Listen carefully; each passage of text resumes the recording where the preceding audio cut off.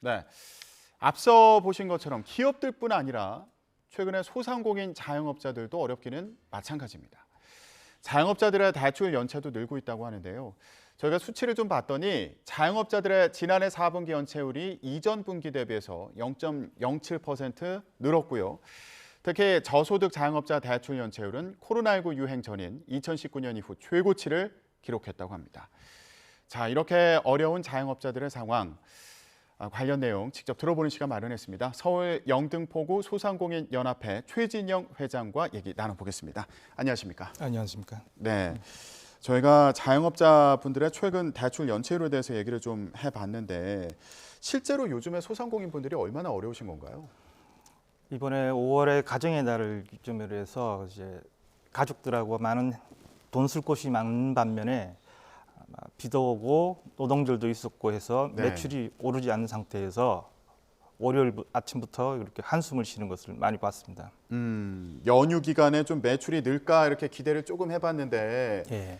이거 뭐 비도 오고 매출이 늘지 않아서 월요일 아침부터 한숨 쉬는 모습에 조금 가슴이 아팠다 예. 이런 말씀이셨는데 코로나가 요즘에 이제 잠잠한 상황이어서 좀 나아지겠다 이런 기대감도 있지 않으셨어요? 예. 전체적인 분위기는 이제 좋아졌다라고 느끼고 있지만 실제적으로는 올 겨울부터 난방비나 그리고 금리가 오르는 부분 그리고 재료비의 그 상승 등으로 인해 가지고 지출할 수 있는 내용들이 굉장히 많아졌습니다.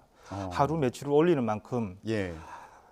지출은 모아서 한꺼번에 때리기 때문에 아마 카드 연체로 연명하는 경우가 많다고 보시면 됩니다. 예.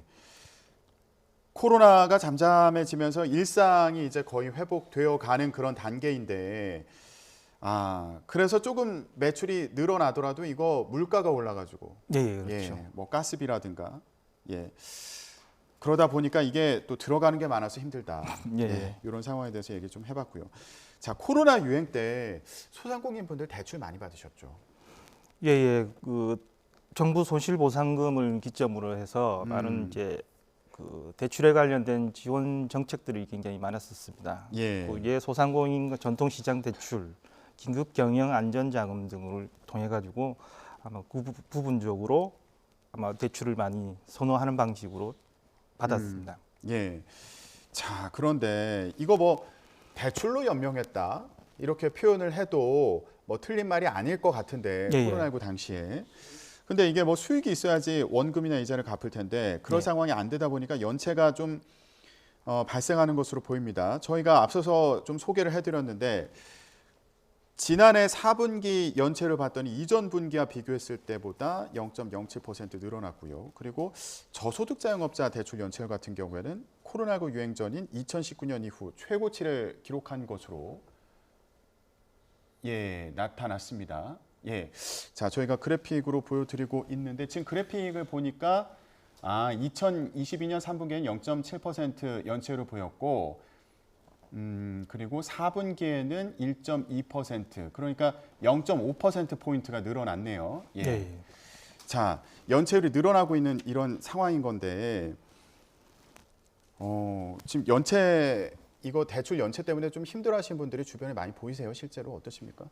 굉장히 많습니다. 실제 소상공인들은 5인 이하의 작은 사업체를 운영하는 사람들이고 이분들은 사업자이면서도 불구하고 생활인들입니다. 그래서 사업체의 전기료나 난방비가 올랐다는 이유는 바로 자기 가정에서도 난방비와 그런 것들이 올랐다고 보시면 됩니다. 그래서 이중으로 그 대출을 굉장히 힘들어하고요. 그리고 대부분 고령자가 또 많기 때문에 난방비가 오름으로 해서 얻어지는 이제 생활 패턴 중에 난방을 꺼버리고 옷을 두텁게 입고 장사하는 경우를 보게 됩니다. 장사하시는데 난방을 안 틀어요? 그럼 식당 같은 경우에 만약에 난방 안 틀고 장사하고 이러다 보면 손님들도 좀 불편하고 이런 경우도 있나요? 그래서 하루에 그 10만 원에서 15만 원 정도 버시는 분들이 보통 난방비를 줄이고 손님이 오면 난방을 켜는 그런 방식으로 아마 생활 패턴이 바뀌게 되는 것들이 있습니다. 지금 난방비 또 이거 지출이 많다 보니까 식당에도 난방을 제대로 못하는 경우가 있다는 얘기군요. 그리고 이제 여름 되면 이제 에어컨 난방도 같이 또 냉방도 해야 되기 때문에 예. 아마 지금보다는 더 안 좋은 상황이라고 보시면 됩니다. 그러니까 날 더워지면 이제 에어컨 틀어야 되는데 전기료 오른다고 하니까 그렇죠. 예, 이것도 많이 걱정이 되시겠어요. 근데 대출을 받는 데가 은행만 있는 게 아니라 뭐 이금융권, 보험사, 대부업체까지 예. 늘고 있다는 얘기가 있는데 그 정도면은 소상공인분들 상황이 좀 한계에 다다랐다 이렇게 봐도 될까요? 1차적으로는 아까도 보신 것처럼 여러 해 순차적으로 대출을 이제 증가되고 있고요.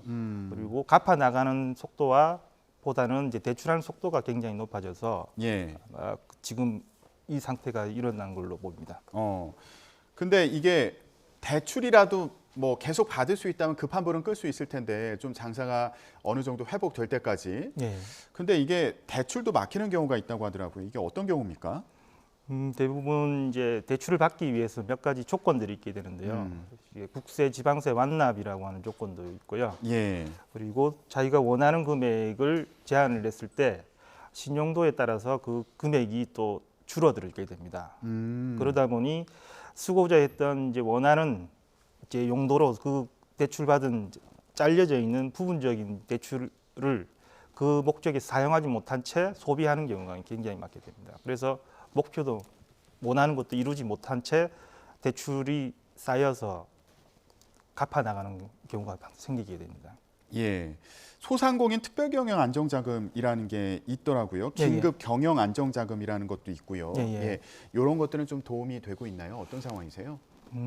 올해 들어서 이제 2월부터 많이 이제 접수를 받고 그리고 커뮤니티 센터에서 문의가 오는 부분 때문에 누구는 이걸 받았고 누구는 안 받았다고 해서 찾아오는 경우가 굉장히 많습니다. 예.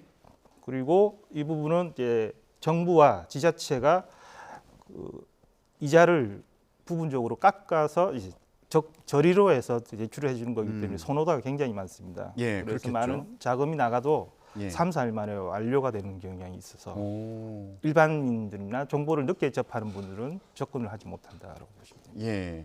근데 이 특별경영 안정자금 대출의 경우에 기준 자체가 좀 까다롭다 이런 의견도 있더라고요.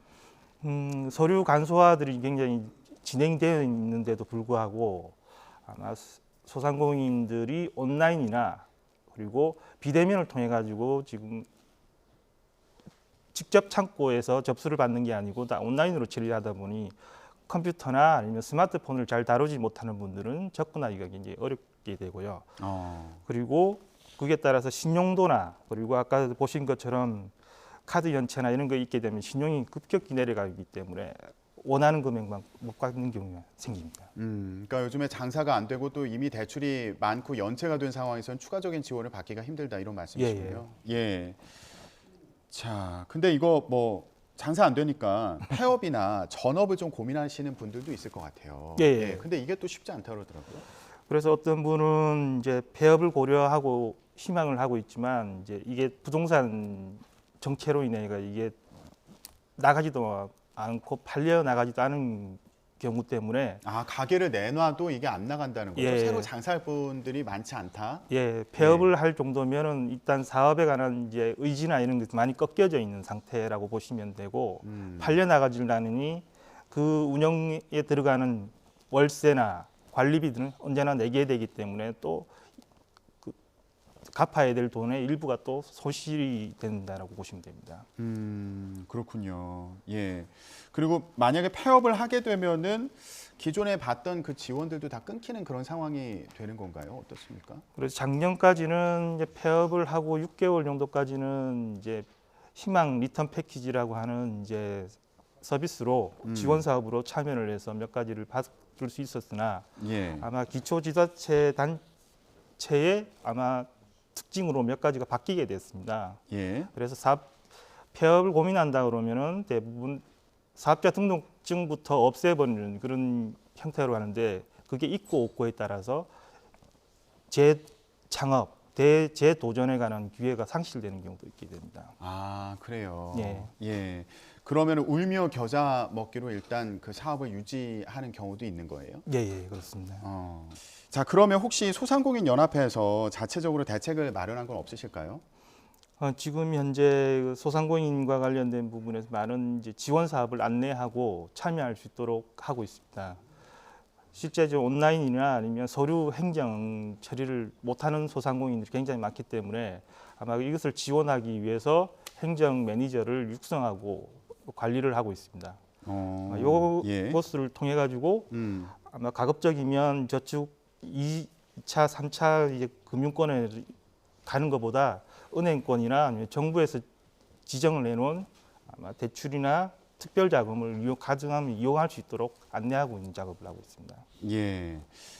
자, 일단 지금 은행 같은 경우에 코로나 피해 지원을 했던 그런 대출금 이게 혹시 회수되지 못할까 우려를 하고 있는 상황이라고 하더라고요. 예. 그리고 만기 연장이나 상환 유예도 이제 여러 차례를 한 그런 상황인데 더 이상 어렵지 않을까 이런 전망도 있어서 소상공인분들의 어려움이 더 가중되지 않을까 이런 걱정도 있습니다. 자, 이런 그 자영업자분들을 위해서 정부나 지자체에 좀 건의하고 싶은 게 있다면 뭐가 있으실까요? 실제적으로는 이제 지금 경기가 불안정하기 때문에 많은 이제 정책이나 이런 부분들이 변경이 자꾸 일어나고 있습니다. 예. 그래서 저희 소상공인들은 아마 자기가 얼마를 벌 수 있는지 예측 가능해야 되는데 그게 굉장히 기대치보다 낮아 버렸고 정책 또한 금리 변동이나 이런 것들이 좀 반영되다 보니 아마 예측 가능성이 많이 떨어졌습니다. 그래서 그 준비하고 실행하는 데 있어서 문제가 많이 발생되고 있습니다. 그래서 이 부분에 대해서 아마 큰 협조나 아니면 지원을 더 간곡히 부탁드리는 바입니다. 예. 자, 코로나19가 이제 잠잠해지면서 일상 회복에는 속도를 내고 있는 거의 이제 회복이 됐다고 보이는 그런 상황인데 기업들의 연체는 물론이고요. 그리고 소상공인분들, 그러니까 대출로 좀 연명을 했던 소상공인분들, 예. 연체가 이제 늘고 있고 그리고 어려움을 지속해서 호소하고 있는 상황입니다. 추가적인 대책이 필요하지 않을까, 함께 일상 회복하기 위한 지원이 필요하지 않을까 이런 얘기를 좀 해봤습니다. 예, 지금까지 서울 영등포구 소상공인연합회 최진영 회장과 함께 얘기 나눠봤습니다. 말씀 고맙습니다. 예, 안녕하십니까.